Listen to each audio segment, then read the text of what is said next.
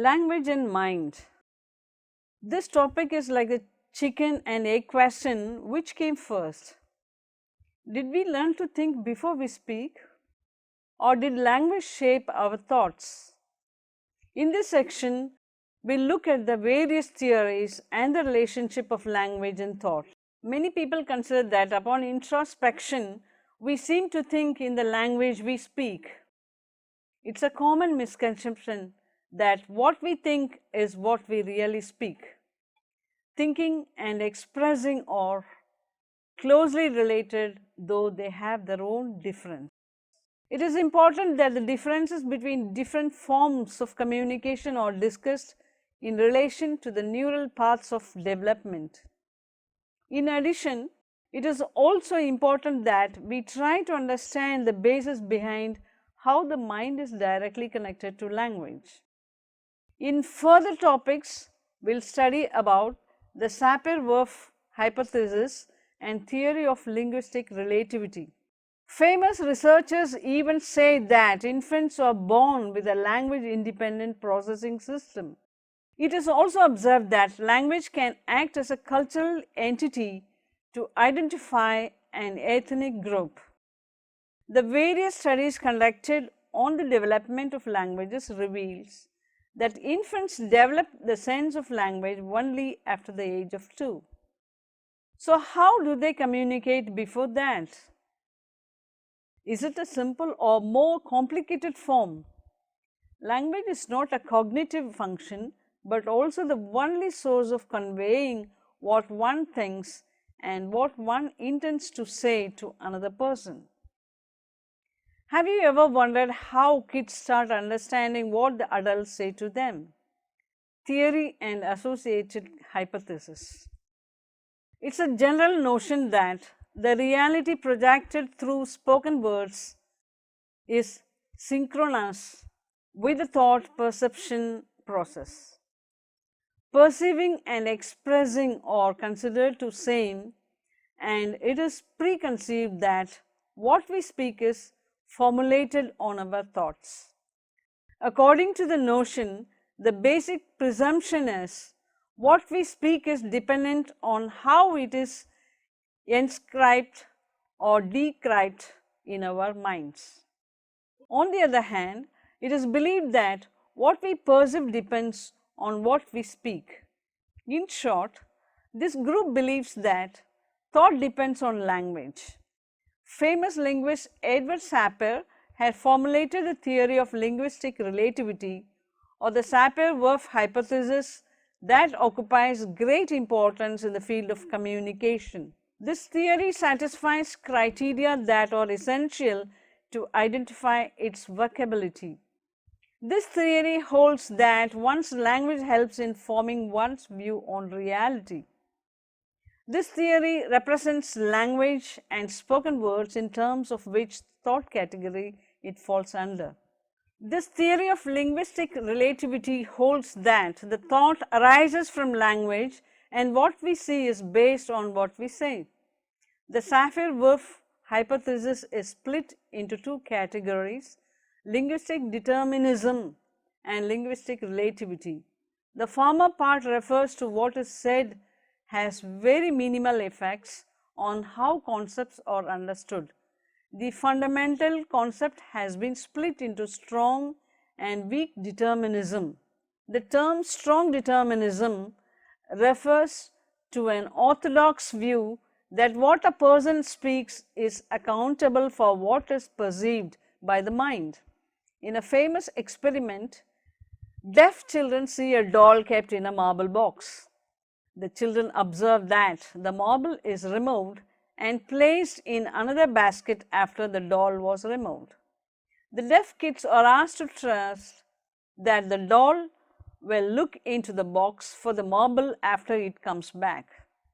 Surprisingly, the deaf kids with deaf parents responded positively to this experiment, and the deaf kids with non-deaf parents responded incorrectly.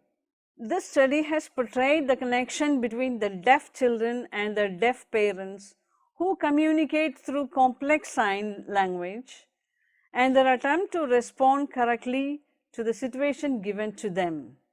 The children here have been brought up in the sign language environment, easily identified that the doll would look into the box. On the other hand, children who grew up with normal parents weren't able to identify because their parents were not well versed with sign language and could not communicate the same to their children. The alternate view, weak determinism, recognizes that there is some impact on the perception of one's language, but the concept is not as clear as strong determinism. This concept doesn't describe one's view of the world.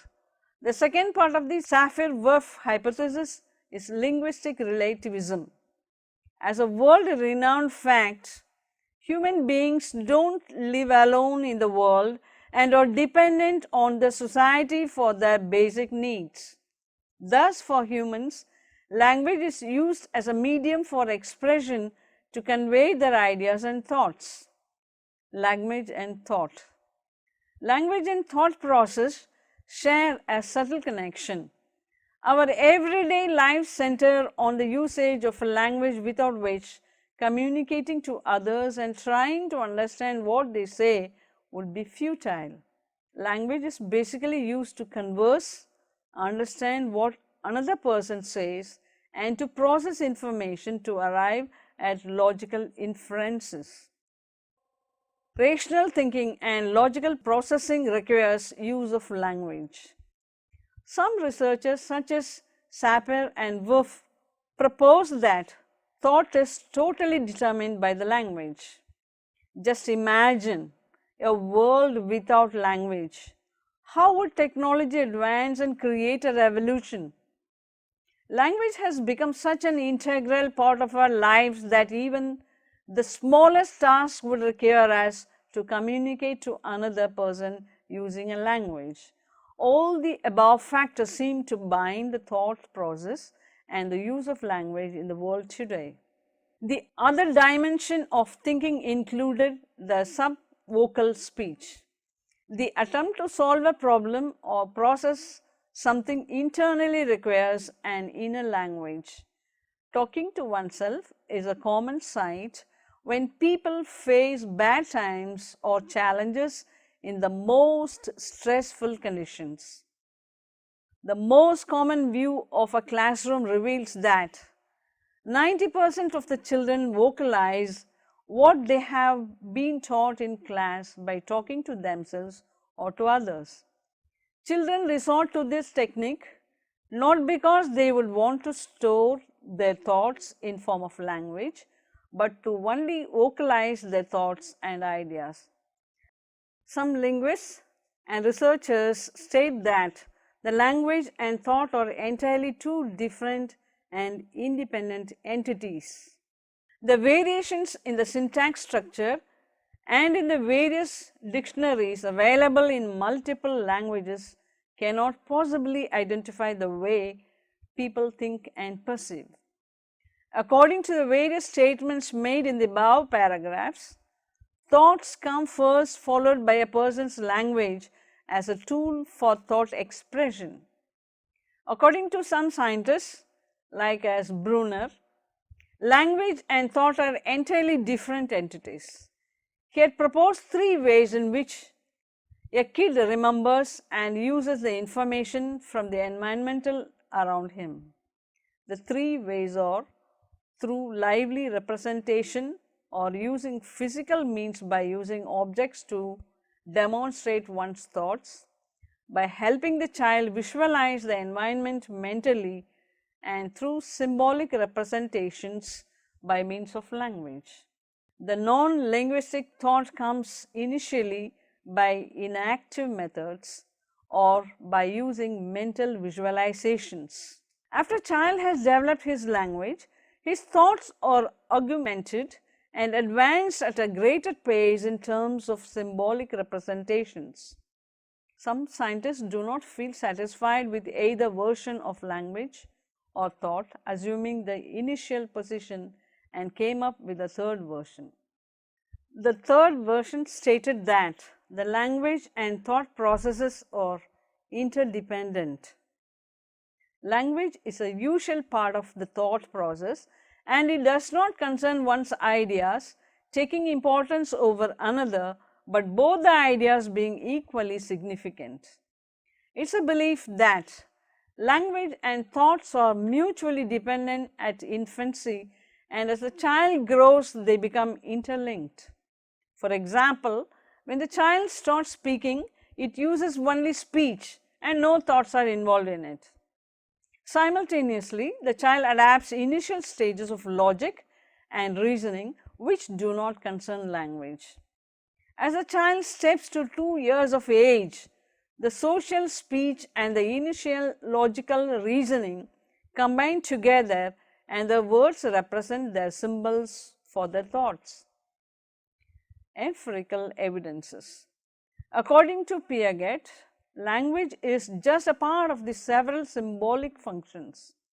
The other functions were symbolic, play and imagery. Piaget believes that the relationship of thought and language is the opposite of the Sapir-Whorf hypothesis. For Piaget, the development of the intellect occupies high priority, and without which language is only significant than a baby's babble.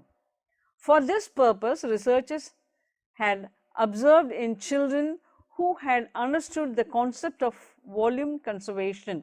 At this level, the children learn to appreciate the volume of a liquid transferred from one container to another.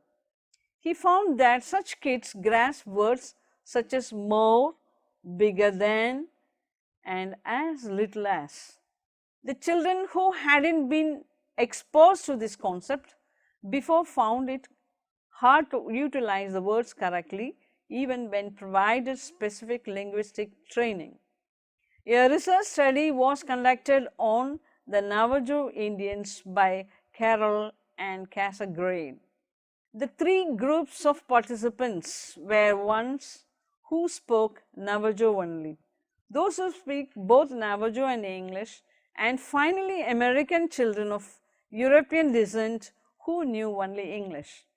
The form and shape of things was very important for Navajos, which is incorporated in their language. Several verbs are used for handling long, flexible objects from those used for holding short and rigid objects. The American children establish identifying objects in the sequence such as size, color, form and shape.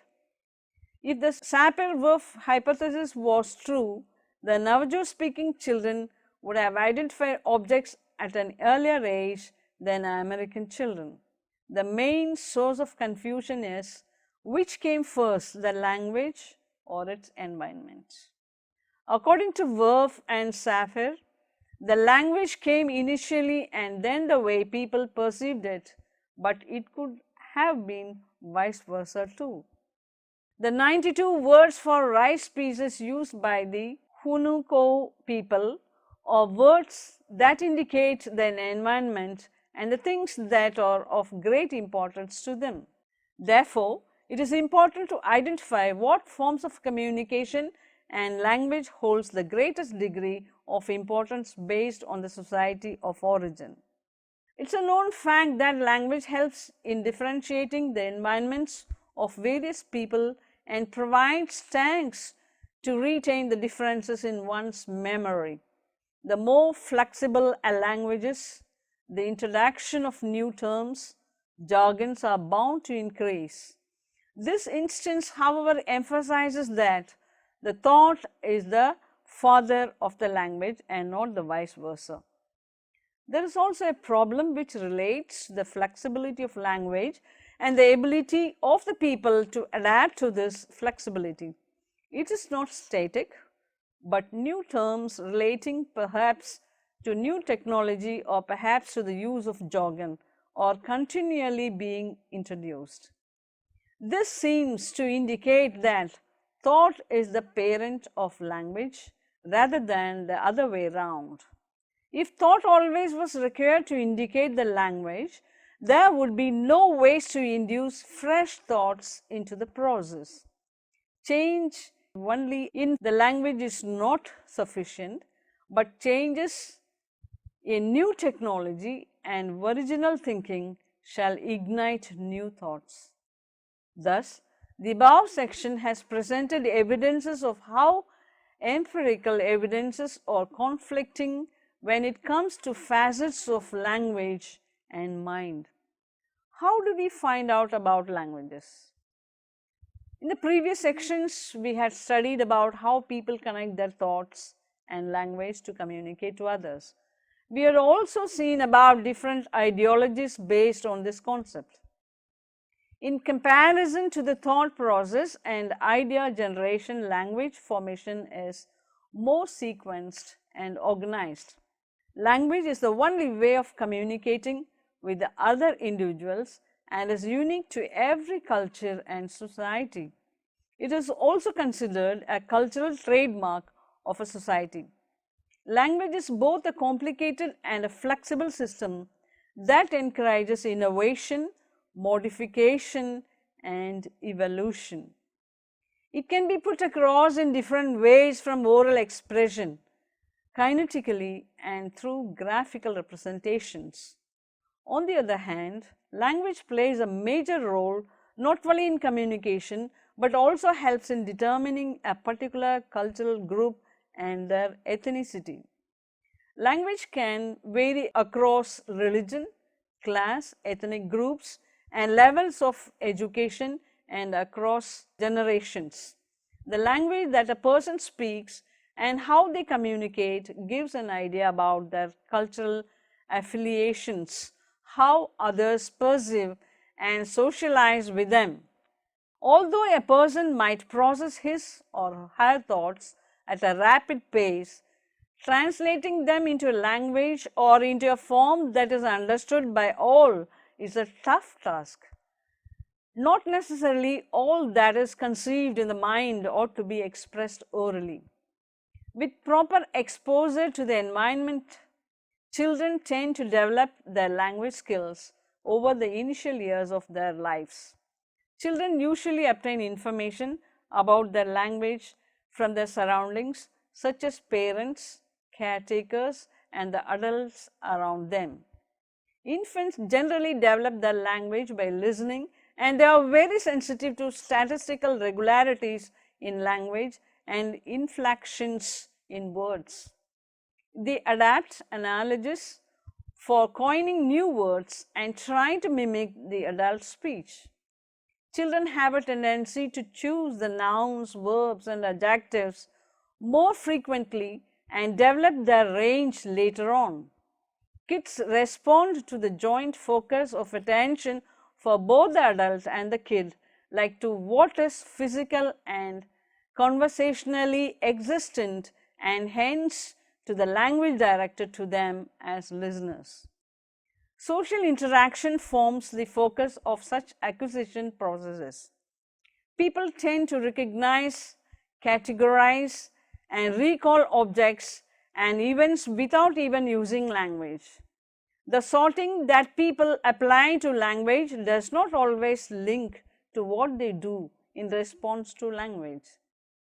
People tend to develop into a wholesome way only if they use multiple representations of experience, link them to specific languages for encoding purposes, and also developed their cognition for recognition, sorting, categorization, and recalling.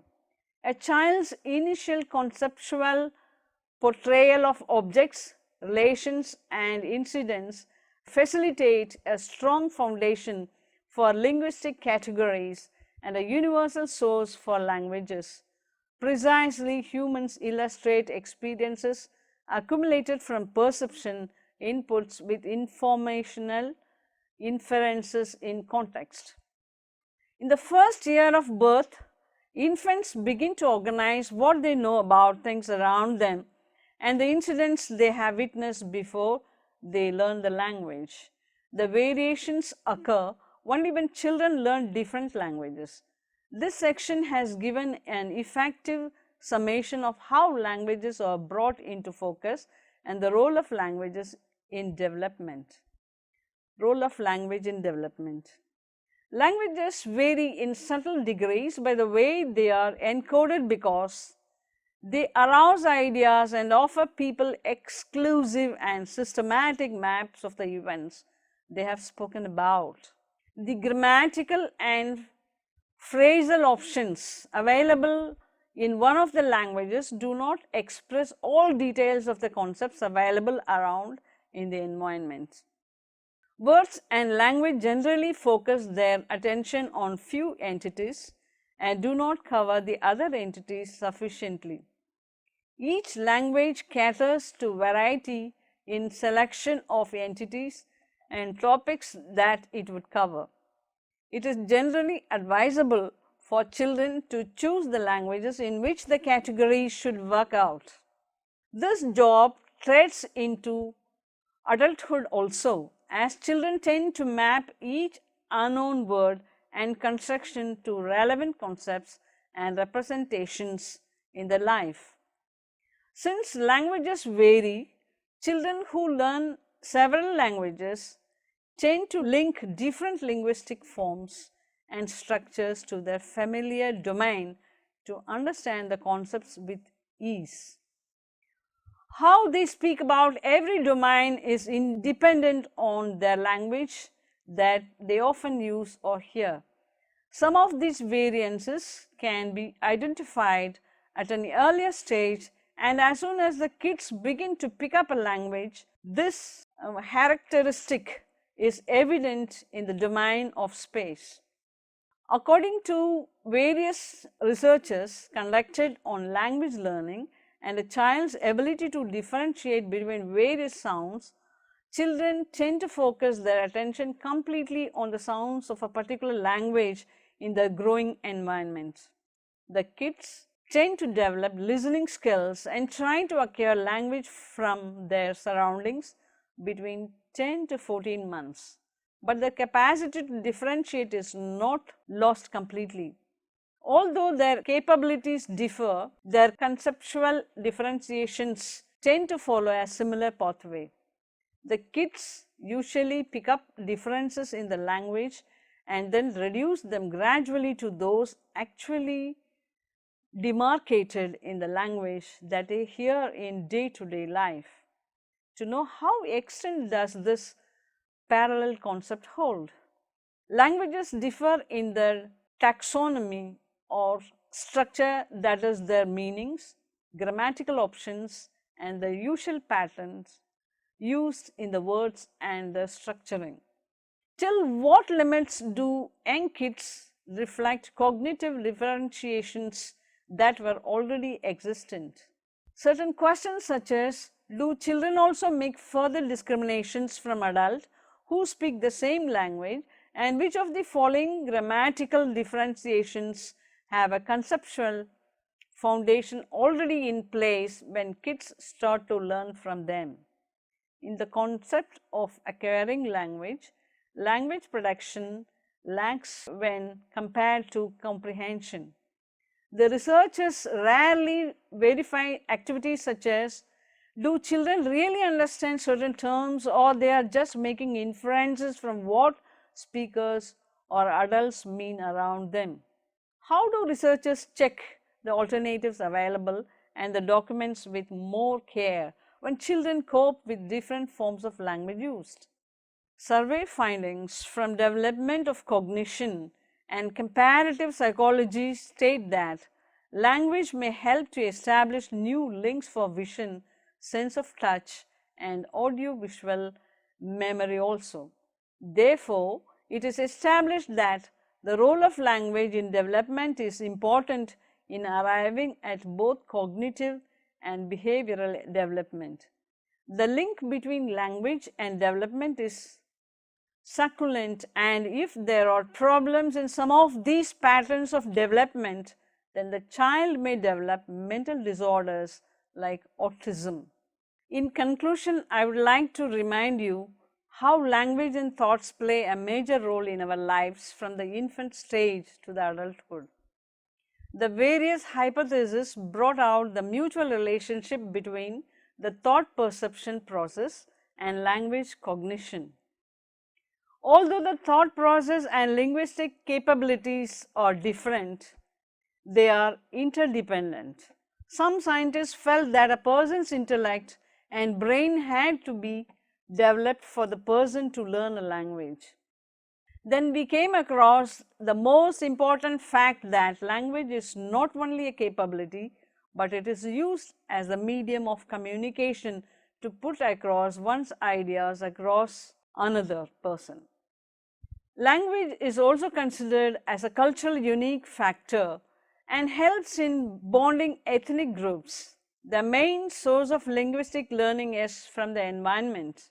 Children tend to learn faster with highly communicative adults and tend to process their thoughts accordingly. It is noted that children lack language production at a younger age and lead to develop better comprehension. The major question here is that to what limit may the language acquisition be responsible for variety in patterns and rates of cognitive and linguistic development? The second question that is asked is, to what limit may such links be impacted by the language amount that children are exposed to? Most scientists and surveys reveal that children tend to respond better to visualizations and mental imagery when taught something in a class. Although languages differ, the person's thought process still remains the same, and the effort to convert one's thoughts to words remains the toughest task. Thank you.